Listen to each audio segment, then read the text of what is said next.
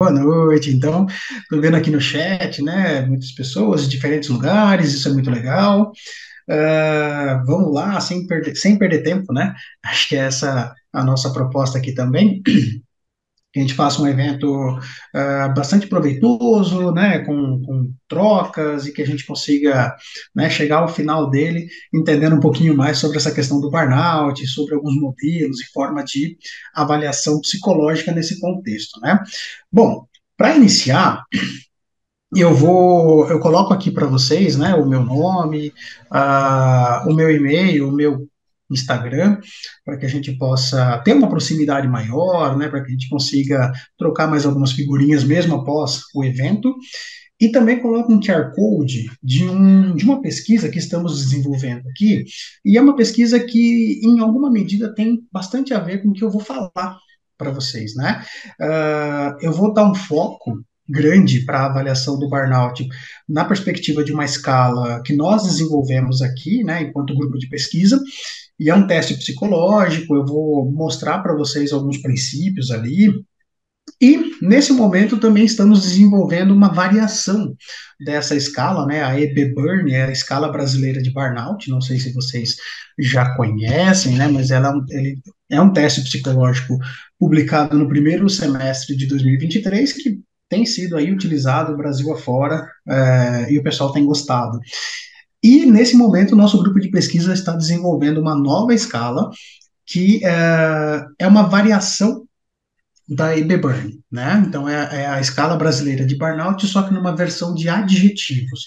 Então, ao invés de itens, de afirmações, nós trabalhamos a mensuração do burnout por meio de adjetivos. Então, sim, fica o convite para aqueles que puderem participar da pesquisa e, obviamente, também conhecer o instrumento na sua primeira composição, vai nos ajudar bastante. E, é claro, se você tiver pessoas que estejam trabalhando no momento e que você possa também compartilhar, nós agradecemos bastante. Bom, mas vamos lá. Como eu falei, né, eu me chamo Hugo, e o título dessa apresentação é Burnout, Modelos e Formas de Avaliação no Contexto Organizacional. Então, é sobre isso que nós vamos conversar aqui, por volta desses 50 minutos, uma hora, né? E falando rapidamente, né, em primeiro lugar, já agradecer ao IPOG pela oportunidade, né, de estar aqui falando sobre um tema que eu gosto bastante. E enquanto docente também do curso de avaliação psicológica do IPOG, eu ministro a disciplina de entrevistas e elaboração de documentos, né? Mas por vezes também o de introdução à psicologia, de orientação profissional, de psicologia organizacional e do trabalho também. E eu falo que essa é o grande foco das minhas pesquisas, da minha atuação, que é esse tripé mesmo de avaliação psicológica em saúde mental, no contexto de trabalho, englobando aí tanto a psicologia organizacional e do trabalho, quanto orientação profissional e de carreira. Então, vocês vão poder ver que eu tenho já desenvolvido alguns instrumentos, alguns testes sobre construtos relacionados a esses contextos, né? Então é isso, eu tenho uma trajetória aí, podemos dizer assim, na avaliação psicológica. Com muito prazer faço parte dessa equipe, né, desse renomado curso de avaliação psicológica brasileiro, e claro, vai ser um prazer estar sempre com vocês, dialogando sobre a avaliação psicológica. Bom, mas o que eu pensei para nós, né? Tem um cenário, tem uma linha de raciocínio que vamos discutir para chegar lá no burnout, o que vem a ser o burnout e tudo mais. É muito importante que a gente tenha um raciocínio entendendo as características do mundo do trabalho, né? Porque, obviamente, o burnout ele tem uma intrínseca relação com as questões trabalhistas, com esse mundo do trabalho atual. Se a gente for parar para pensar, assim, de forma bastante genérica, o que a gente consegue acompanhar, pessoal? Que cada vez mais o movimento do mercado de trabalho nos diz, isso obviamente muito impulsionado pelas tecnologias, nós começamos a ver um gradativo movimento de eliminação dos trabalhos pesados, repetitivos e monótonos.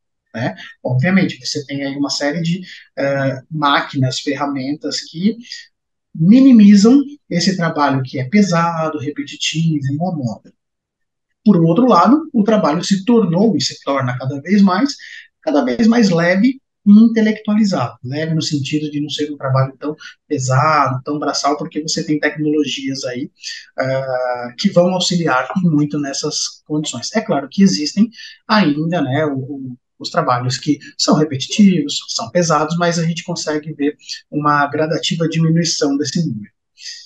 Redução da quantidade de pessoas nas organizações. E aí, entre parênteses, né, uma redução de custos. Então, sim, estamos vendo cada vez mais organizações enxutas, né, organizações que têm menos trabalhadores ou colaboradores, e é claro que esse cenário, ele gera também uma maior competitividade no trabalho, né, uma vez que acaba não tendo emprego para todo mundo, trabalho para todo mundo.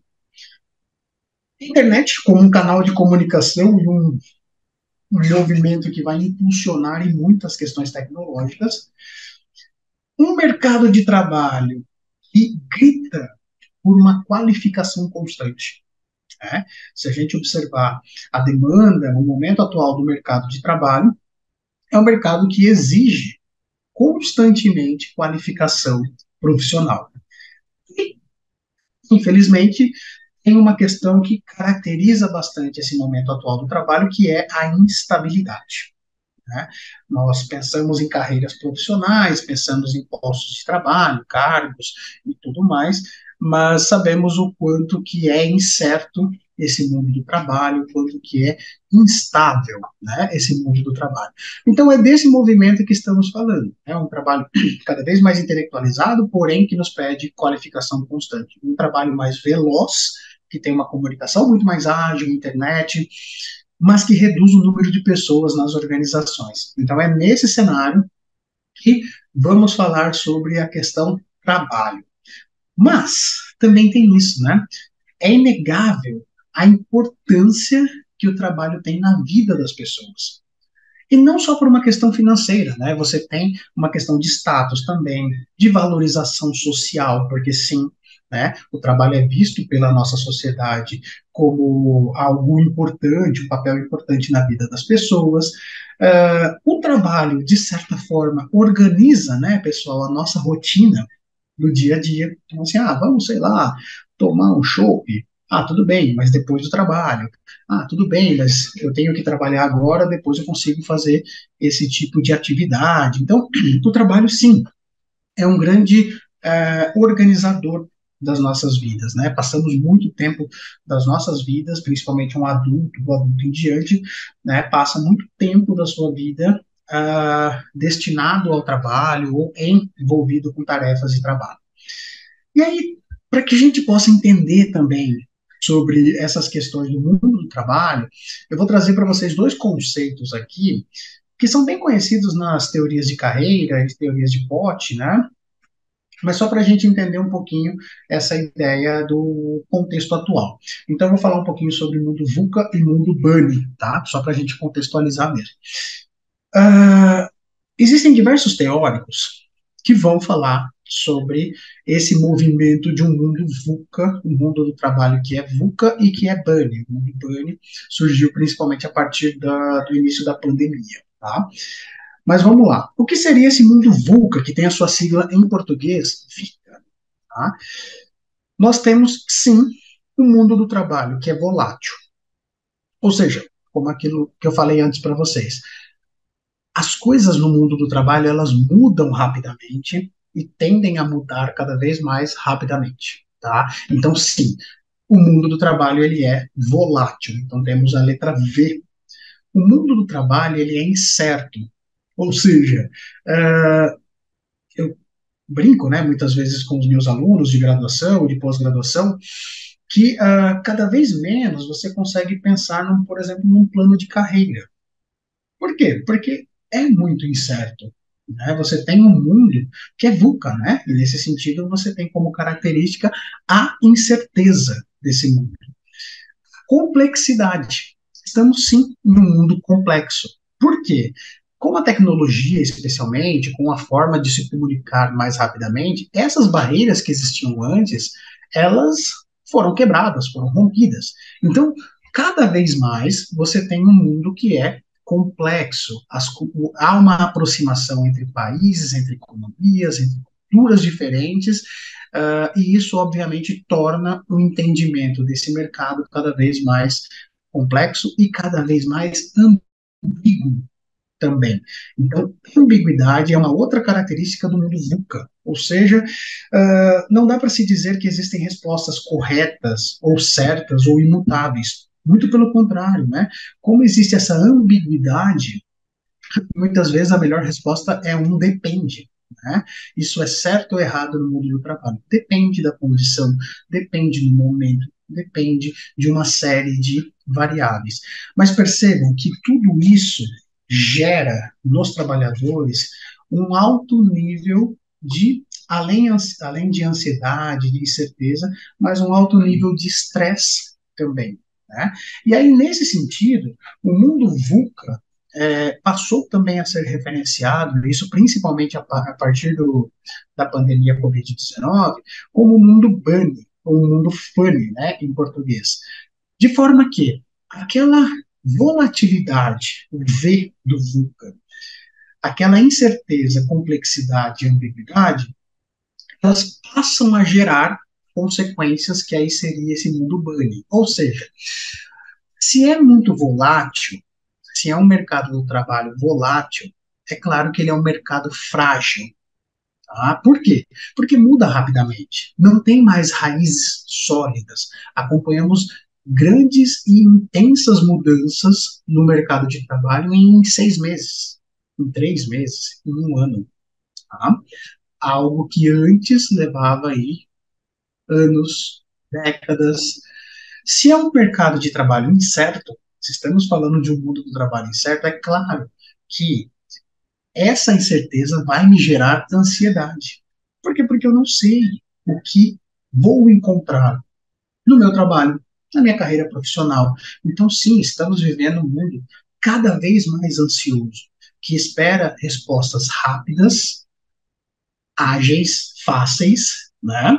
Mas é claro que tudo isso te gera também ansiedade sobre o que fazer, como fazer e com que velocidade fazer. Estamos falando de um mundo do trabalho que é complexo, estamos falando de um mundo do trabalho e de carreiras profissionais não lineares. E esse é um entendimento importante, né? As carreiras, elas passaram a ser construídas, isso é em especial com a virada do milênio, teve um ponto mais forte. As carreiras, elas são construídas com base em princípios não lineares, né? Aquela ideia da escadinha de carreira, ou seja, você vai alcançando patamares até chegar num determinado nível. Hoje é complexo você falar sobre isso, né? Você tem hoje carreiras que são emergentes, proteanas, carreiras que não são necessariamente lineares, né? Como eram carreiras consideradas tradicionais, mais estáveis. E, obviamente, se é um mundo ambíguo, você tem um mundo do trabalho que é incompreensível. Ou seja, nós temos um mundo de informação. Nós temos uma tecnologia que permite que rapidamente tenhamos ali informações sobre o que a gente quiser. Temos um chat GPT, por exemplo, que começa a invadir as nossas vidas, trazendo respostas para ela. Mas esse mundo de informação de forma aprofundada para o ser humano, muitas vezes ela não chega. Né? Então, nós temos muitas informações, nós temos informações sobre tudo, porém, um conteúdo tanto quanto raso e muitas vezes acrítico. Né? E isso gera bastante ansiedade, isso gera uma sensação de incompreensão da realidade. Então, é nesse cenário, ou são esses cenários, que eu gostaria de mostrar para vocês. Por quê? Porque, sim, temos um mundo que é VUCA, que é bunny, e é claro que isso gera um grande efeito e um potencial adoecimento para uma parcela significativa da população. E é nesse contexto que eu vou iniciar a fala sobre a questão do burnout. Por quê, gente? Porque o burnout não aparece do nada. Tá? O burnout ele vem de uma série de outros elementos ali. E aí tem uma preocupação mesmo, principalmente porque a gente está falando sobre a avaliação dessa síndrome. né? Como eu devo avaliar melhores formas, como é o título da minha fala, né?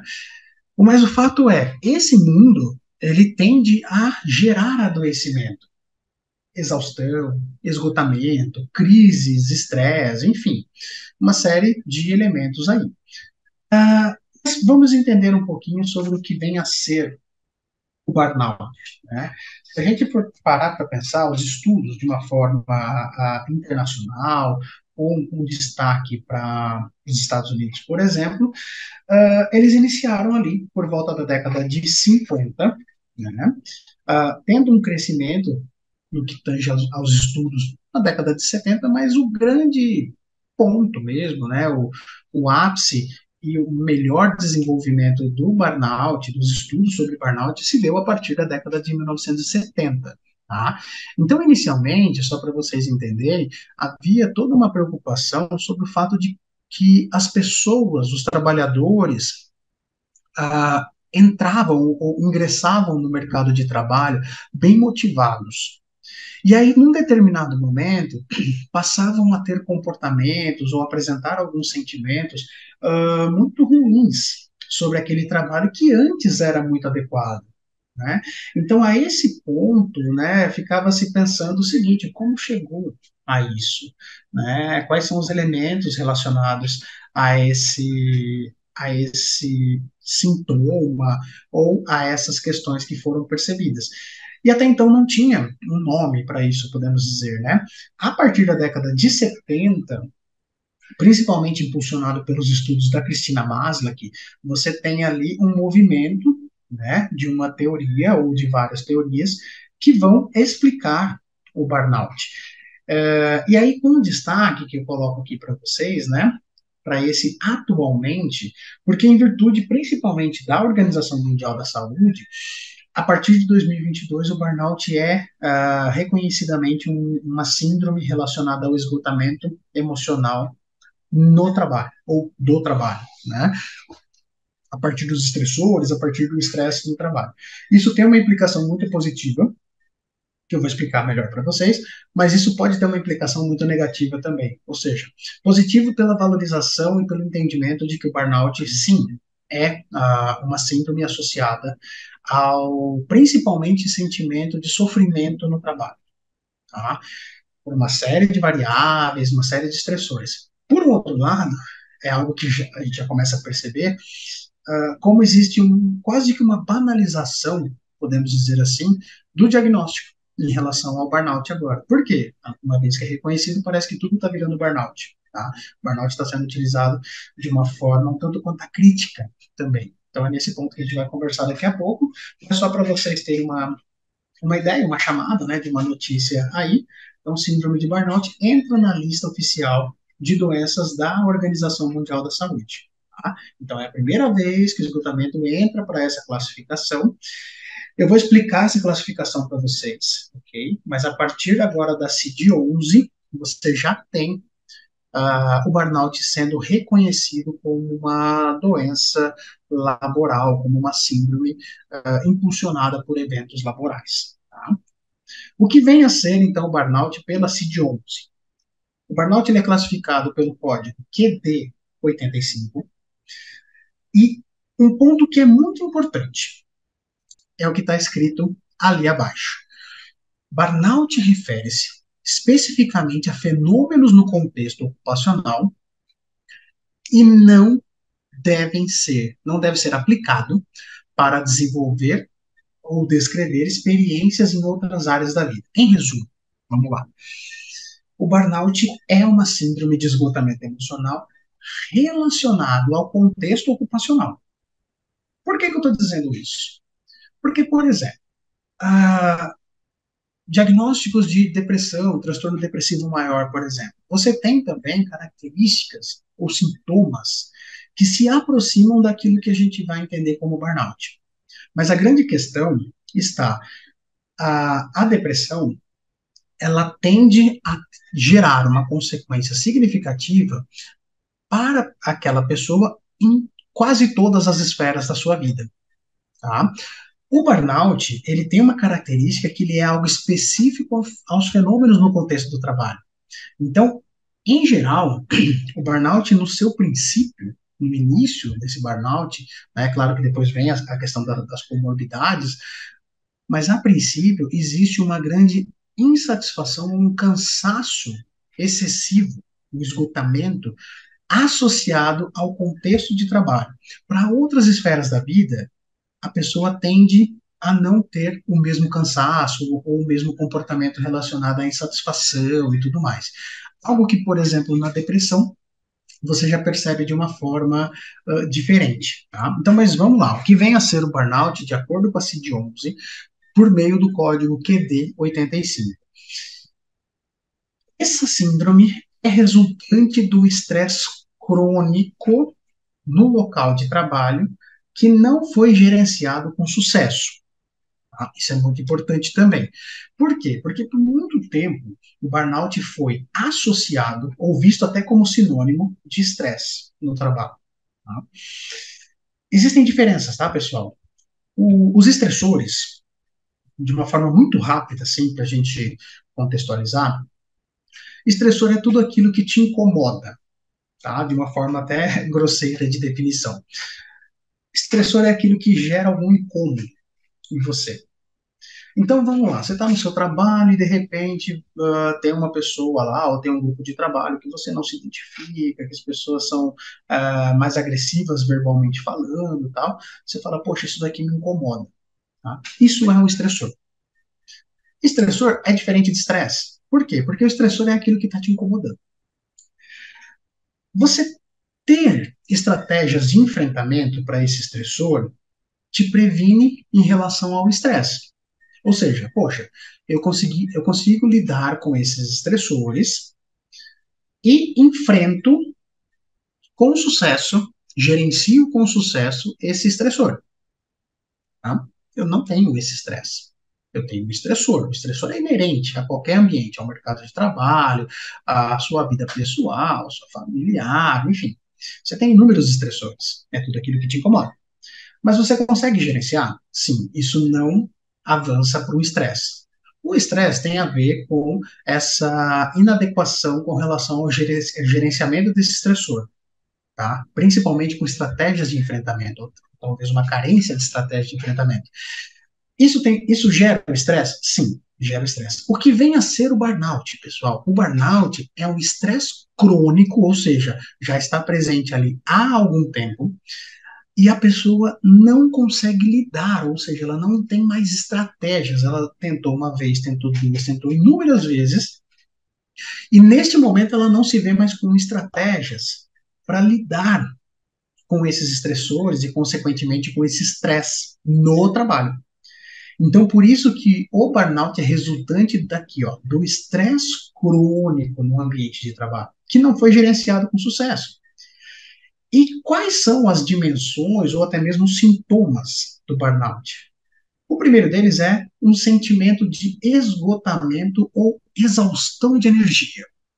É isso. Eu tentei tanto lidar com esses estressores, minimizar esse estresse, tentei de uma forma, tentei de outra, nada dá certo, eu vou me sentindo cansado, eu vou me sentindo exausto daquilo tudo. Parece que tudo que eu faço, nada resolve, né? Nada que eu tente colocar forças ali para resolver aquela situação, a coisa continua da mesma forma, isso já há meses, né? Então, assim, é o primeiro ponto. Exaustão ou esgotamento emocional. Isso tende a levar a esse segundo bloco de sintomas, que é o quê? O aumento da distância mental no trabalho ou sentimentos de negativismo ou mesmo cinismo relacionado ao trabalho. O primeiro e o terceiro bloco, pessoal, eles se relacionam bastante. Por quê? Porque se você está esgotado, em exaustão de energia, você também vai ter a sensação de que, poxa, eu não sou um bom trabalhador, eu não consigo lidar com isso. Então você tem o que a gente chama de, no instrumento, inclusive, de frustração profissional. Né? Você se sente frustrado, não consegue mais lidar com aquela demanda. Isso tende a gerar, em médio prazo, esse aumento de uma distância mental. Ou seja, poxa, eu já não consigo enfrentar esse estresse. eu não tenho mais estratégia de enfrentamento. Nesse sentido, o que eu vou fazer? Eu vou me afastar. Eu não quero me envolver mais. E nesse sentido, você passa a, num estágio mais avançado do burnout, a não ligar, ou aparentemente não ligar para as demais pessoas do seu trabalho, do seu próprio trabalho. Então, por isso, esse indicador de cinismo no trabalho. Parece uma pessoa fria, distante e cínica, né? Não motivada, não está muito interessada nas coisas, então tende a ter esses indicadores também, tá? Então, só para a gente entender, sentimento de esgotamento, a questão da distância mental do trabalho e cinismo, essa frieza, né? E também essa sensação de ineficácia, primeiro no trabalho, mas depois uma falta de realização com a sua vida como um todo. Né? Então, aí, de novo, percebe o quanto que o trabalho ele é importante na vida das pessoas ou ocupa uma posição de grande destaque, a ponto de, em uma pessoa com burnout, tende a gerar uma falta de realização com a vida, né? Como um todo. Bom, continuando então, o que vem a ser o burnout, eu trago aqui alguns conceitos para nós. Tá? Primeiro, burnout é um termo em inglês que pode ser traduzido, então a tradução ela é sempre bem complexa, né, a utilização do termo, mas uma forma bastante aceita é traduzido como burn, que seria o queimar, e out, para fora. Ou, né, em alguma medida, esse conceito ele está muito associado a uma forma de caracterizar a exaustão, tá? E aí eu trago essa figura do lado para vocês terem uma ideia. Quando se fala em queimar para fora, o burnout ele tem uma, uma figura, né, com imagens muito associada a você riscar um palito de fósforo. Então vamos lá, o que acontece? Você risca, ao riscar um palito de fósforo, ao acender esse palito de fósforo, você vai perceber que a chama ela vai ficar muito intensa. Tá? É aquele primeiro, quando você risca na caixa de fósforo, você tem uma chama que fica bem mais alta, né? Mais forte. O que caracteriza isso, pessoal? Caracteriza esse trabalhador queimando, mas no sentido de tentar enfrentar esses estressores e esse estresse.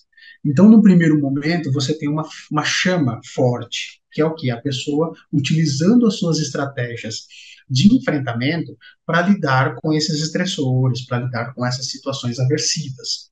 O que vai acontecendo com o longo prazo no palito de fósforo? Essa chama ela vai ficando cada vez menor, cada vez mais fraca, até ficarmos com o palito de fósforo com essa imagem aqui, né? Todo queimado e sem mais energia para queimar. Né? Geralmente, quando nós deixamos o palito nessa condição, ele queima até próximo dos nossos dedos, né? E ele se apaga. E isso tem a ver com o burnout, é quando você está em exaustão emocional a ponto de não mais ter condição de queimar, condição de enfrentar aquela situação. Então, uma das formas de conhecimento do burnout é por meio desse palito de fósforo, enfim. Mas é claro que também temos aí mais dificuldades, né, de tradução do termo, inclusive tem um estudo aqui de Juarez Garcia e colaboradores, que eles vão analisar a literatura em relação às definições de burnout. Né? E foram encontradas 19 diferentes denominações para o mesmo fenômeno, ou seja, para o burnout, na língua espanhola. E aí trazendo né, mais algumas imagens aí conceituais, uma forma que a gente consegue observar é uma situação em que o indivíduo sente-se sufocado, como se estivesse num incêndio, né? Com muita fumaça, com muitos estressores, e você não consegue respirar, não consegue enfrentar e não vê muitas vezes uma saída em relação àquela cortina de fumaça, àquele incêndio e tudo mais.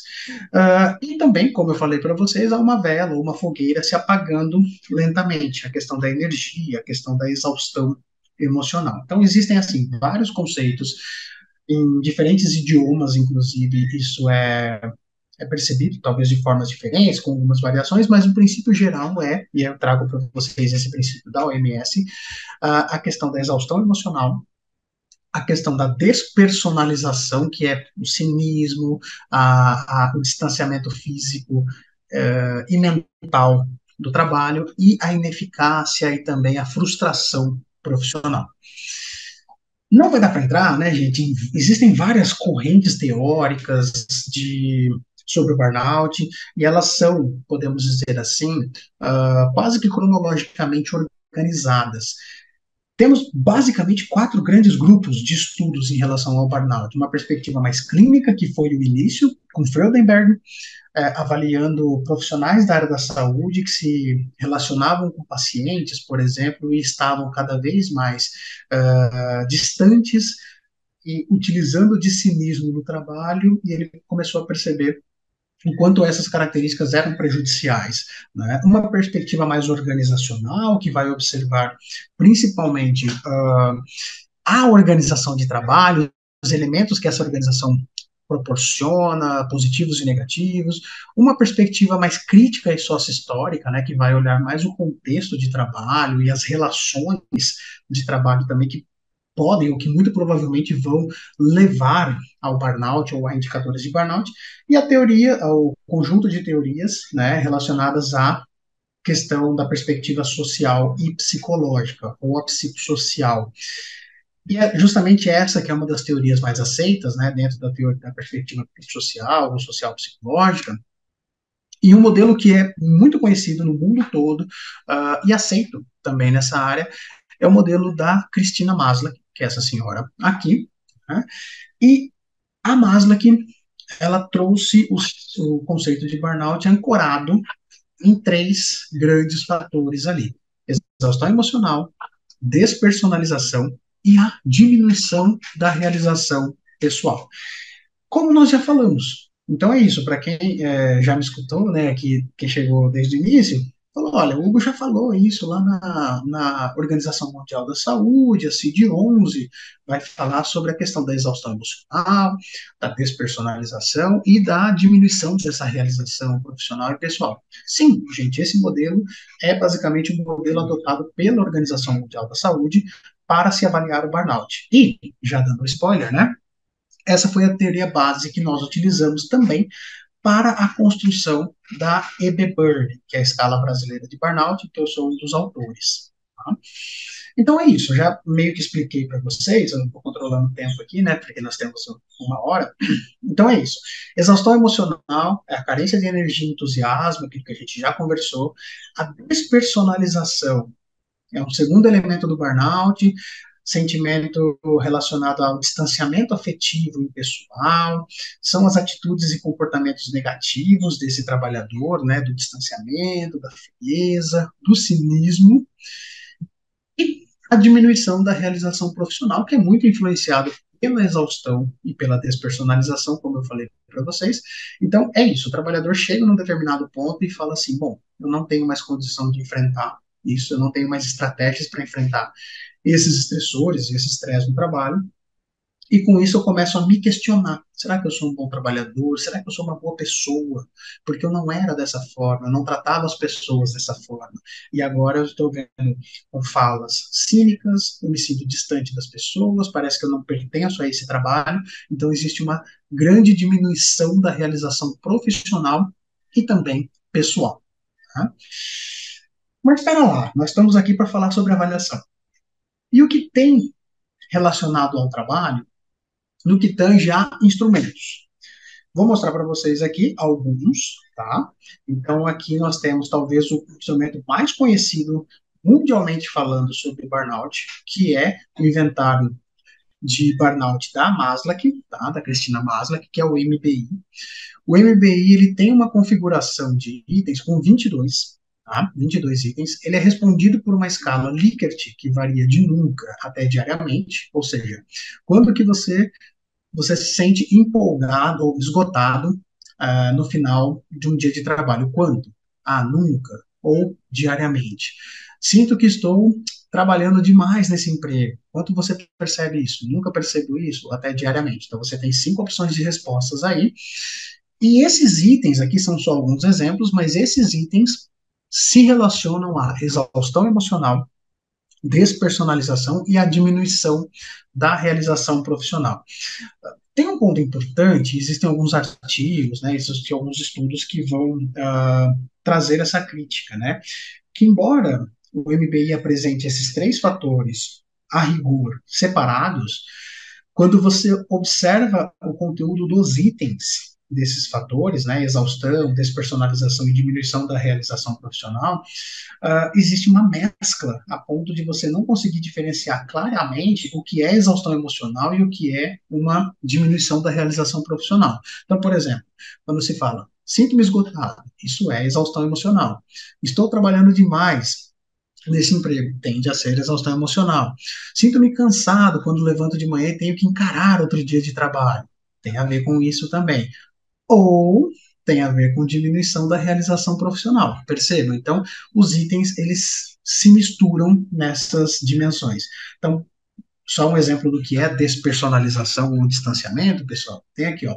Tenho me tornado mais insensível com as pessoas desde que exerço esse trabalho. Tá? Então, insensível, cínico, distante, são exemplos do que seria essa despersonalização. O outro instrumento que nós temos são as variações do MBI. Tá? Então, de novo, você tem o inventário Maslach, o MBI geral, e aí você tem outros MBIs, podemos dizer assim, direcionados para professores, profissionais da saúde e assim por diante. Aqui, este é um MBI voltado especificamente para professores, pessoas que estejam envolvidos aí no contexto escolar. Novamente, 22 itens, só que é um Likert de 7 pontos agora, então você tem 7 opções de respostas para cada afirmação. Mantém-se exaustão emocional, despersonalização e diminuição da realização profissional. E alguns exemplos, né, de itens aqui, muda-se um pouco em relação ao MBI que nós vimos agora, e só para pincelar, então, alguns aqui. Então, sinto que os alunos me culpam por alguns dos seus problemas. Então, percebam, tem um foco para o aluno ali. Deixa eu ver se tem outro aqui, né? Lido de forma eficaz com os problemas dos alunos. E aí, gente, vamos lá.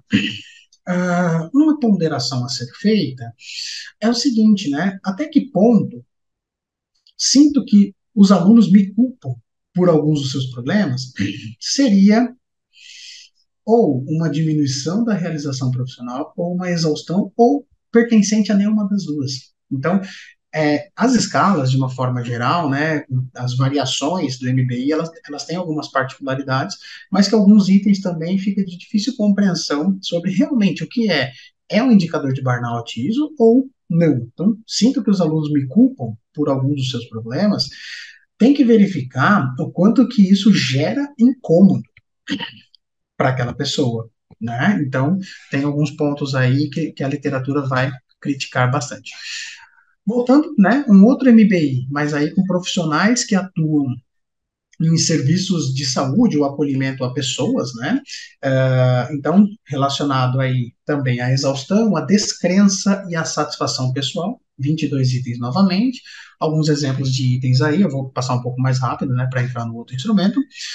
O SESCT é um questionário inicialmente construído por Gil Monte, um pesquisador espanhol, e que tem estudos de adaptação aqui para o Brasil, tem algumas análises bem legais que dá para a gente fazer. Ele muda um pouco esse foco da teoria, muito embora continue na teoria social psicológica ou psicossocial, e o Gil Monte ele vai trazer ali 4 dimensões ao invés de 3, né? Então, a ilusão pelo trabalho, que tem muito a ver com a exaustão emocional do modelo Maslach, o desgaste psíquico, que seria muito associado à despersonalização, o distanciamento, e a indolência também, que tem a ver com a questão da realização ou não pessoal e profissional.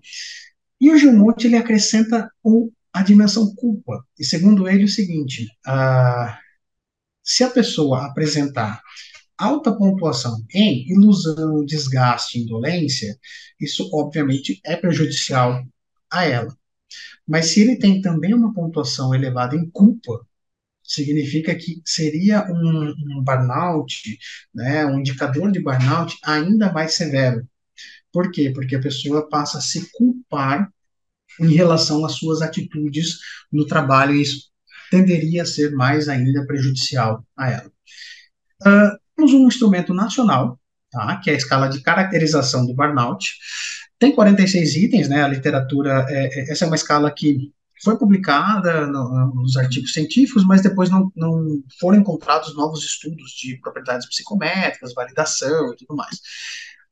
Então, esse instrumento, a ECB, né, escala de caracterização do burnout, 46 itens, Likert de 5 pontos, com aquelas três dimensões: exaustão, desumanização e decepção no trabalho, mas é uma escala que teve um estudo de estrutura interna, confiabilidade, mas não foi para frente, podemos dizer assim, ou não foram realizados ou mesmo publicados novos estudos psicométricos, né, há algum tempo. E aí, com isso, a gente chega na escala brasileira de burnout. Como eu falei para vocês, eu sou um dos autores, né, da escala. E aí, um ponto importante: todos os demais instrumentos que eu falei anteriormente, eles não se caracterizam como um teste psicológico. Tá? Então, assim, no Brasil, nós temos, por exemplo, o SATEPS, que é o Sistema de Avaliação dos Testes Psicológicos, e para que ele seja reconhecido como tal, né, ou seja, como um teste psicológico, você precisa enviar para essa comissão, que vai realizar toda uma avaliação sistemática, né, das qualidades psicométricas e qualidade do material no que tange a avaliação daquele construto, e reconhece ou não como um teste psicológico. Por que eu estou dizendo isso? Num processo avaliativo, por exemplo, você, enquanto psicólogo de uma organização, de uma clínica, que esteja atendendo alguém que supostamente esteja com sintomas ou indicadores de burnout, pensando como fontes fundamentais de avaliação psicológica, os outros instrumentos não poderiam ser utilizados. Tá? Por quê? Porque não se configura como um teste psicológico, entraria talvez como uma fonte secundária, né, uma fonte complementar. Mas a EB-Burn, sim, ela se configura como um teste psicológico brasileiro e praticamente é, sim, o primeiro teste psicológico de mensuração de indicadores de burnout que nós temos. Isso é um ponto que nos deixa bastante feliz com relação a isso. Também é uma escala rápida, né? Ou seja, tem 26 itens, e ele é respondido por 5 pontos, nunca, poucas vezes, muitas vezes e sempre. Então, nós vamos ver a intensidade aí desses fenômenos. São duas dimensões, então foi o que eu falei, né? A exaustão emocional e a baixa realização ou frustração profissional, os itens foram aglutinados, né? Então, essa, lembra que eu falei para vocês, era uma crítica ao modelo do instrumento de Maslow, que não parecia ter uma diferenciação. Quando realizamos os estudos psicométricos, eles se agruparam, entendendo-se que estavam muito associados. E uma segunda dimensão, um segundo fator, sobre despersonalização e distanciamento, tá? No trabalho. Então, alguns itens: meu trabalho exige mais do que eu posso aguentar, estou sem energias no trabalho, né? Sinto-me realizado profissionalmente, que é o contrário da questão da frustração. Procuro desenvolver relações agradáveis, trato colegas de trabalho com frieza. Outro ponto importante: nós tivemos uma preocupação de, ao construir o instrumento, termos itens com sentidos positivos e sentidos negativos. Por exemplo, quando eu falo estou sem energias, é um item com sentido negativo. Poxa, é ruim estar sem energias para trabalhar. Quando eu digo sinto-me realizado profissionalmente, é um item com sentido positivo. Tá? Ou seja, você tem itens positivos e itens negativos. É lógico que isso, numa correção, você tem que inverter a pontuação, mas como a correção ela é exclusivamente virtual, né, por meio da plataforma que eu vou mostrar para vocês, todo o sistema, a inteligência artificial já faz isso para nós, né? Então, continuando, nós temos aqui a EB-Burn, e aí eu vou falar um pouquinho mais sobre ela, tá? Como eu falei para vocês, eu sou um dos autores da escala, do teste psicológico. Ele é, sim, um teste psicológico brasileiro, o primeiro para avaliação do burnout. Se vocês forem ao SATEPS, né, vocês vão encontrar o parecer favorável da EB-Burn. É um instrumento restrito a psicólogos, sim, né? Então, por essa razão que eu vou mostrar só alguns exemplos de itens, obviamente, mas não a forma como se corrige, a escala completa, por questões éticas e tudo mais, só para a gente ter uma ideia. E esses itens, eles estão em artigos científicos também, tá? Alguns itens, só para ter o conhecimento do funcionamento da escala, a escala como um todo, ela precisa ser adquirida por psicólogos, né, e obviamente utilizada por psicólogos. O que ela vai fazer?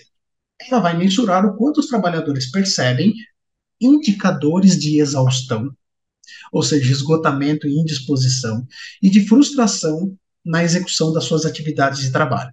E ela também vai avaliar o quanto que esses trabalhadores se interessam por auxiliar e manter relações positivas com demais trabalhadores, com lideranças, com clientes que precisa atender no seu dia a dia. Em outras palavras, né, pessoal, o primeiro tópico, relação com exaustão e baixa realização profissional, ou seja, frustração no trabalho, e o segundo tópico, com despersonalização ou distanciamento no trabalho. Quem pode responder a EB Burn? Trabalhadores que tenham entre 18 e 68 anos, ou seja, basicamente, a grande parte dos trabalhadores estão nessa faixa, né, entre 18 e 68. Então, a EB Burn cobre uma parcela significativa de trabalhadores brasileiros. Aplicação individual ou coletiva, tá? Pode ser aplicado de forma individual ou coletiva, de forma impressa, ou seja, lápis e papel, protocolo de aplicação, ou mediada pelo computador. Tá? Você tem a aplicação remota também. Não tem limite de tempo, eu vou mostrar para vocês aqui como é que funciona a aplicação remota. Tá? Então, só para muito para mostrar mesmo, eu não vou entrar em questões estatísticas aqui, não daria nem tempo, obviamente, mas a EBBurn, ela tem diversos estudos psicométricos, então um primeiro com 853 pessoas, em que buscamos a estrutura interna e precisão pela teoria clássica dos testes, depois um outro estudo de validade com variáveis externas, do tipo convergente, com 290, validade com variáveis externas concorrente, 323 pessoas, evidência de validade com base na estrutura interna, pensando a aplicação online, também lápis e papel, né? Fizemos essas duas mensurações, estudos de invariância, inclusive, e percebemos não, foi constatado estatisticamente, que não tem variação na pontuação quando a pessoa responde lápis e papel, ou seja, presencial, por meio do protocolo, tá, físico, ou pelo computador. Então, nós temos aí inúmeros estudos de validade que vão mostrar a importância, a pertinência e a qualidade, né, da acurácia desse instrumento. Como nós já falamos, ela tem dois fatores, os seus 26 itens, eles são distribuídos nesses dois fatores, ok? E na amostra normativa, nós tivemos ali mais de 2.000 pessoas, ou mais de 2.000 trabalhadores, de diferentes estados brasileiros e uma questão importante, de diferentes tipos de organização. Então, como, por exemplo, organizações públicas, privadas, o terceiro setor, atuando em diferentes ramos, como comércio, indústria, prestação de serviço. Fizemos análise de invariância em todos esses tópicos e percebeu-se que poderíamos utilizar o mesmo protocolo de apuração, ou seja, de princípios de normatização, seja aplicação lápis e papel ou remota, e também levando em consideração tipo de organização e ramo de atuação. Então, tudo isso foi muito bem controlado à luz da estatística, e você tem um instrumento bastante eficaz para a mensuração desses sintomas. A correção é realizada exclusivamente pela plataforma VOL, né? A plataforma VOL é da Vetor, da editora Vetor, que é quem comercializa esse teste. E aí, só para mostrar muito rapidamente o que é possível de se mostrar, né, nessa apresentação mais aberta, enfim, essa é a plataforma, eu omiti alguns dados ali, né? Então é isso, você consegue ver as suas licenças de aplicação, indicar a EBBurner, né, como um teste a ser aplicado. Clicando em aplicar, você envia para a pessoa que vai responder esse teste. Então, aqui você tem código, CPF, o e-mail da pessoa e várias informações. Clicando em aplicar, essa pessoa vai receber um e-mail, tá? Aqui, lembrando, é a aplicação remota, tá? Pode ser feita por protocolo também, mas aí você precisa estar presencialmente. Essa pessoa vai receber um e-mail com um link, que ao acessar esse link, ele tem todas essas informações aqui sobre procedimentos importantes para responder esse teste, tá? Ele vai clicar em continuar e depois iniciar. Qual é o ponto interessante, pessoal? Você tem aí a condição, por exemplo, da pessoa responder o teste não estando no trabalho, caso você seja um profissional em pote, por exemplo. Por quê? Talvez estando no trabalho, essa pessoa vai se sentir mais inibida, e aí não daria as respostas da forma como gostaria. Estando em casa, estando num outro momento, ela poderia se posicionar um pouco mais tranquilamente com relação aos itens, tá?